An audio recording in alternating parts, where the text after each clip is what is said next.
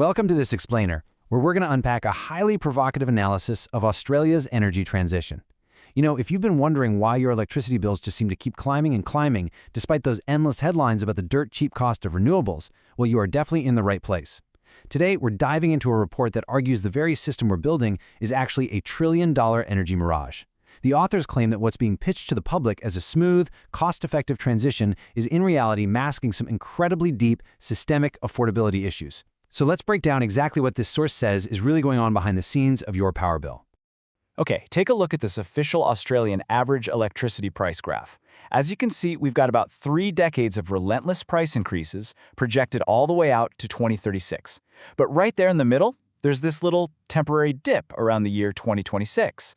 Now, according to our source material, the government frequently points to this specific little dip as absolute, undeniable proof that their energy transition plan is working perfectly. But here's the catch. The report we're analyzing today claims this dip is a total illusion. They argue it's not some genuine market correction driven by cheap renewables. Instead, they call it a taxpayer-funded mask that's actively hiding a complete, systemic collapse of energy affordability. So, to really understand the author's argument, we're going to peel back the layers on 4 key hidden costs driving up your bill: the transmission tax, the wholesale fallacy, policy-induced scarcity, and the retail bloat. Let's start right off with number 1. The transmission tax, or the physical debt of intermittent energy. The analysis argues that while renewable energy, like wind and solar, might seem cheap right at the source where it's actually generated, getting that power all the way to your home introduces an immense, completely hidden financial burden. The report calls this the transmission tax. Now, this isn't a literal line item you're going to see on your tax return. Rather, they define it as a massive physical and financial debt co-signed by taxpayers. You see, because renewable energy is intermittent, meaning, the sun doesn't always shine and the wind doesn't always blow, the grid requires vast amounts of brand new infrastructure to move power around. The source claims that the billions of dollars in capital expenditure, plus the interest required for all this infrastructure, basically acts as a permanent hidden tax passed directly onto you, the consumer. And it's all to support a grid that was just never originally designed for this level of instability. 28,000. According to the source, to actually make this intermittent system function, Australia is currently being forced to build 28,000 kilometers of brand new, high-voltage transmission lines.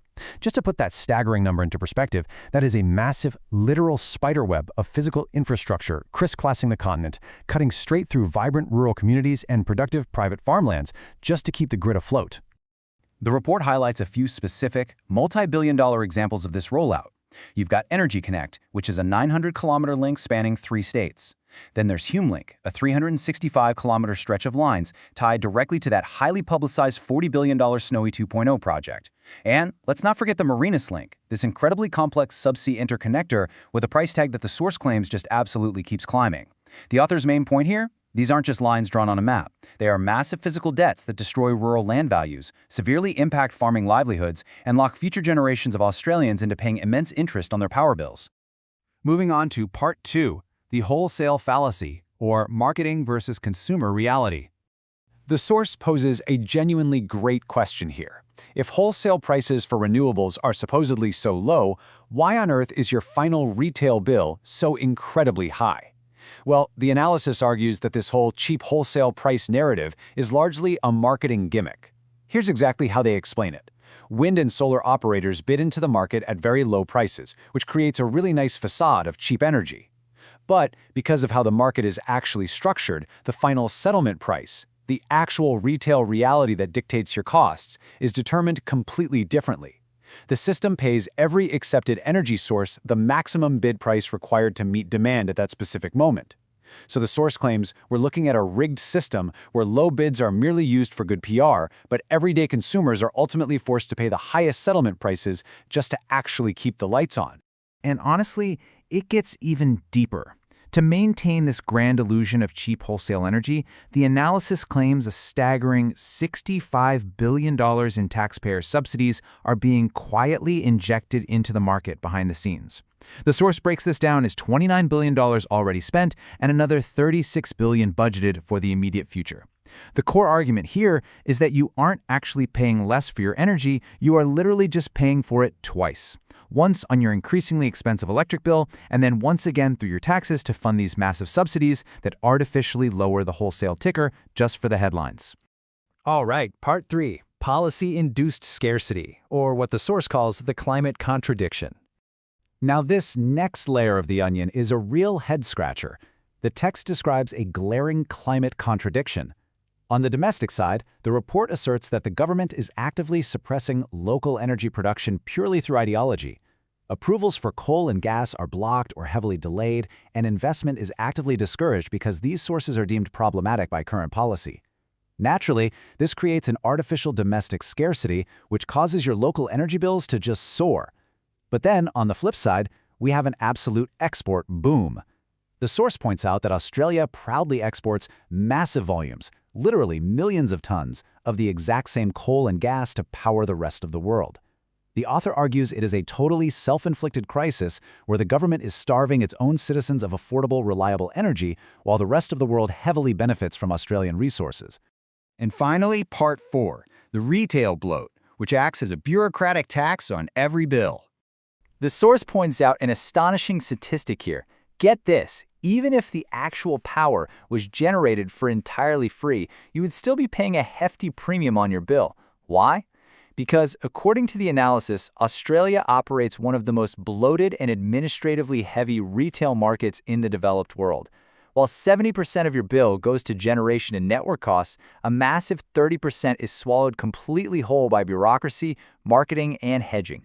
So what exactly is that 30% actually paying for? Well, according to the report, this massive slice of your money funds things that have absolutely nothing to do with keeping your lights on. It pays for massive climate change bureaucracies and heavy compliance overhead. It pays for duplicated back-office systems and highly fragmented retail marketing campaigns. But most notably, it pays for incredibly complex financial hedging products that retailers have to use to protect themselves from the very grid volatility that these intermittent energy policies created in the first place. The author argues this bloated administrative layer adds cost at every single step, without adding a single kilowatt of actual stability to the grid. Finally, the source presents a pretty stark warning about where this is all heading. They argue that if policymakers continue to just completely ignore the foundational laws of engineering and economics, the Australian rural landscape won't be some picture-perfect scene of green prosperity. Instead, the source warns it will transform into a dystopian horizon, literally a graveyard of rusted, broken wind turbines and smashed solar panels. The analysis suggests that we are ultimately paying a massive, massive premium for a system that is becoming fundamentally less stable, and it's forcing everyday consumers to cut their own discretionary spending just to afford basic, everyday utilities. As we wrap up this explainer on the trillion-dollar energy mirage, we want to turn the floor over to you. We've walked through the source's claims about transmission taxes, wholesale fallacies, artificial scarcity, and retail bloat. So we'll leave you with the provocative question directly posed by the original text. What do you believe is the biggest lie being told about the future of our energy grid?